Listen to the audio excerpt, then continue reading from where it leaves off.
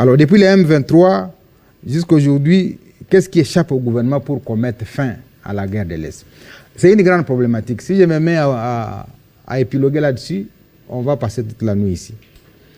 En fait, les pays, la RDC, comme vous pouvez vous y entendre, c'est au cœur de l'Afrique, avec toutes ses richesses. Et malheureusement, il est la rusée de tous les autres États. Et lorsque nous prendrons conscience de cela, et la conscience est en train déjà de naître totalement, je pense que nous allons arriver à trouver des réponses précises à la question d'insécurité chez nous. Parce que la guerre telle qu'elle est menée, je l'ai dit dans un des médias ici, la guerre de Bunagana a commencé lorsque nous voulions commencer la route entre Bunagana, Rutshuru et Goma, route asphaltée. Lorsque nous allions commencer la route Beni, Kasindi, Beni, Butembo. Ce sont des corridors de développement qui devaient ouvrir la RDC à l'océan Indien. Et la guerre a commencé par là. Comprenne qui pourra. Cet espace-là, de Bunagana à Rutshuru, en arrivant à Goma, s'il est désenclavé, c'est les bastions des gorilles des montagnes. Donc si cet espace est désenclavé, ça attire tout le tourisme mondial. Donc il y a des pays qui, à la suite de ce désenclavement de cet espace, souffrent par le tourisme dont ils font la propagande à travers le monde. Et donc, en empêchant cette activité de commencer, c'est effectivement d'empêcher la relève économique de la RDC. Toute la mafia, et je l'ai dit plusieurs fois, les RCD qui a commencé la guerre en 1988, le 2 août, est resté pendant 5 ans au Nord Kivu. Et pendant 5 ans, le Rwanda est venu au motif qu'il poursuivait les FDLR. Mais tout le monde sait qu'en lieu et place de poursuivre les FDLR, 5 ans après, le Rwanda est sorti premier producteur du coltan et d'autres minéraux. Et donc, il y a des faux fuyants qu'on a fait porter au niveau de la communauté internationale pour aveugler les gens qui n'ont pas la maîtrise de la situation des Grands Lacs, alors que derrière ça, il y a un intérêt économique.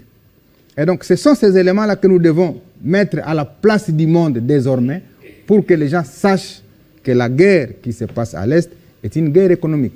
Vous avez vu, il y a quelque temps, des véhicules, y compris des véhicules que je ne vais pas citer ici, à bord desquels il y avait même des minéraux qui étaient enroulés dans les jantes des pneus.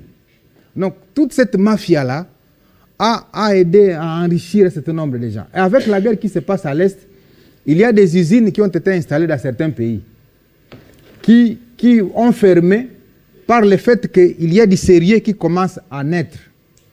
Maintenant, qu'est-ce qu'il faut? Il faut créer un climat de trouble pour que les sérieux qui commençaient à s'installer cessent et que les trafics mafieux reprennent pour alimenter les usines qui ont été installées dans certains pays. Ça, ce sont des questions pour lesquelles je n'ai pas peur de devoir me prononcer pour avoir dirigé pendant 12 ans la province Nord Kivu avec des éléments que je détiens de par ma fonction que j'ai occupée. Donc, c'est tout cet environnement-là qui doit être compris par d'abord les Congolais. Parce que quand vous êtes à Kinshasa, au Congo central, à l'Équateur, on a une autre compréhension de ce qui se passe à l'Est. Et j'ai souvent entendu les gens dire non, ça, ce sont des histoires d'entre eux là-bas. Je crois que ma manière de communiquer ici est aussi pédagogique pour permettre aux gens qui ne sont pas de cette partie de comprendre que cette question nous concerne tous. Elle n'est pas une question des gens de l'Est ou de Butembo ou de Lubero ou de Rutshuru. Elle nous concerne comme Congolais parce que le complot est tellement grand que si nous ne prenons pas conscience, effectivement, on ne peut pas s'empêcher de voir demain des choses en train d'éclater. Parce qu'il y a des discours qui se font au niveau international pour dire la RDC est un grand ensemble qui ne sait pas se gérer. Et que donc, il faudrait que la RDC soit réduite dans des petits ensembles qui sont facilement gérables. Ces discours-là sont de nature, effectivement, à nous amener vers un plan. Un plan qui est ourdi par ceux qui instrumentalisent le climat d'instabilité, d'insécurité, parce que l'important, ce n'est même pas de savoir l'agresseur. On peut même attaquer l'agresseur aujourd'hui, mais moi je pense l'important c'est de savoir l'agresseur lui aussi, il agit sous quel chapeau?